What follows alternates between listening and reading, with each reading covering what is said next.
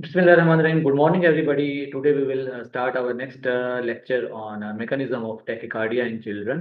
हमारे जो आज का लेक्चर है ये बेस करता है हमारे जो प्रीवियस डिस्कशन हुई है जिसमें हमने हार्ट का कंडक्शन सिस्टम और हार्ट की इलेक्ट्रिकल एक्टिविटी और फेजेस ऑफ डिपोलराइजेशन पढ़ी थी। इसी को कंटिन्यू करेंगे हम आज और इसमें हम मैकेनिज्म देखेंगे कि बच्चों में जो मोस्ट कॉमन प्रेजेंटेशन है टैकिकार्डिया उसकी कॉज क्या होती है। ये मैकेनिज्म इसलिए भी समझना ज़रूरी है बिकॉज़ अगर हमें मैकेनिज्म पता होगा तो फिर उस चीज़ को ट्रीट करना और मैनेज करना हमारे लिए बड़ा ईज़ी हो जाएगा। तो हमारे जो ऑब्जेक्टिव है आज के हम जो टैकिकार्डिया के 4 कोर मैकेनिज्म हैं उनको वन बाय वन स्टडी करेंगे और इनकी जो ईसीजी फाइंडिंग और पैथोफिजियोलॉजी है और इनका मैकेनिज्म के अंडर कौन-कौन से टैकिकार्डिया आते हैं उनको हम आज लिस्ट डाउन करेंगे।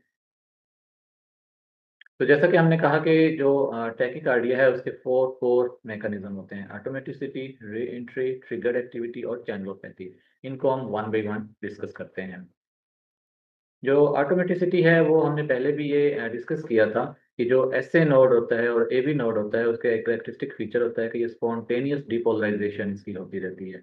व्हाट डज इट मीन कि इसका जो रेस्टिंग मेम्ब्रेन पोटेंशियल है वो बहुत ज़्यादा देर तक नहीं रहता बल्कि इसमें सोडियम चैनल जो फनी चैनल भी हम इसको कहते हैं उसकी लीकिंग होती रहती है और ये थ्रेशोल्ड तक पहुंचता है और फिर कैल्शियम का रैपिड इन्फ्लक्स होता है। जबकि दूसरे जो मायोकार्डियल सेल हैं उसमें हमने ये पढ़ा था कि उसमें सोडियम का रैपिड इन्फ्लक्स होता है जिसकी वजह से डिपोलराइजेशन होती है जबकि इसमें जो स्लो कैल्शियम चैनल्स हैं उसका रैपिड इन्फ्लक्स होता है तो डिपोलराइजेशन होती है।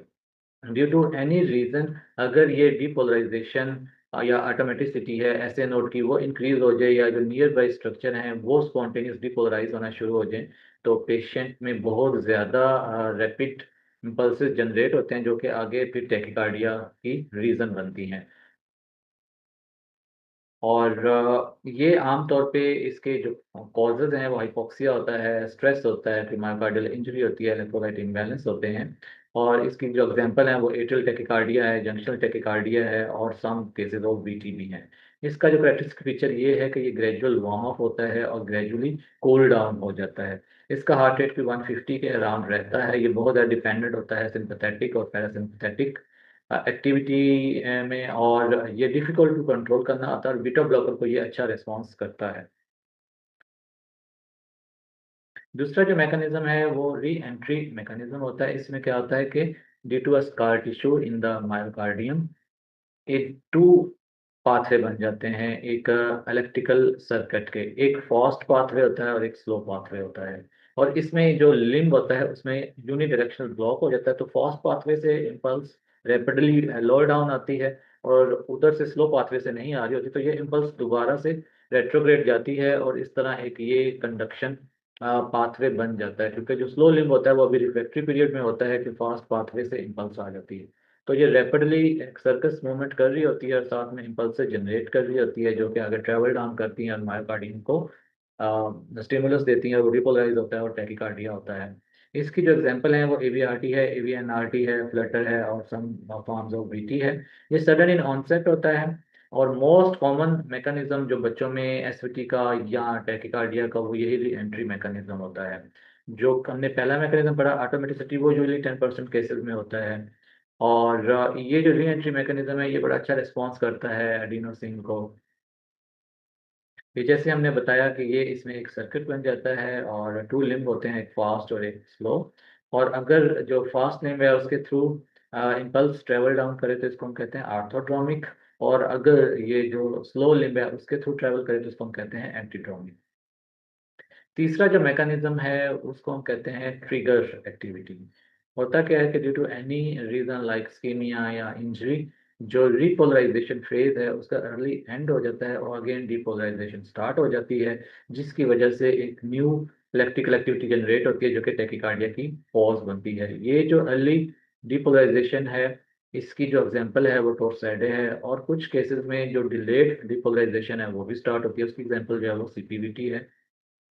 ये जैसे कि हमने कहा कि हमने फेजेस पढ़ी थी 4 के फेज़ 0 जो होती है डिपोलराइजेशन फेज़ होती है, उसके बाद फेज़ 2, 3 और 4 होती है जिसमें कि ये अर्ली डिपोलराइजेशन या फिर डिलेड डिपोलराइजेशन हो जाती है। चौथा जो मैकेनिज़्म है वो चैनलोपैथी है। कुछ बच्चों में ये फ़ैमिलियल केसेज़ में होता है कि जैसे हमने पढ़ा था कि 3 तरह के चैनल्स होते हैं, पोटेशियम चैनल्स, सोडियम चैनल्स और कैल्शियम चैनल्स। अगर किसी जेनेटिक म्यूटेशन की वजह से इन चैनल्स का कोई प्रॉब्लम है, तो ये patient as a genetic cause of tachyarrhythmia present करते हैं, जिसके एग्जांपल लॉन्ग क्यूटी सिंड्रोम है, ब्रुगाडा सिंड्रोम है और सीपीवीटी है। ये एरिथमिया आमतौर पे एपिलेप्सी के साथ एसोसिएटेड होते हैं और इसमें सडन डेथ होती है और इसकी फेमिलियल कॉजेज होती हैं। अब इन समरी अगर हम कहें तो यही है कि to treat rhythm we must now the root, because root cause का अगर हमें पता होगा तो फिर उसको ट्रीट करना इजी हो जाए। अगर हम समराइज करें आज के 4 मैकेनिज्म को, तो पहला मैकेनिज्म ने कहा कि ऑटोमेटिसिटी होता है, जिसमें स्पॉन्टेनियस डीपोलराइजेशन इनहांस हो जाती है, ये ग्रेजुअली ऑनसेट होता है।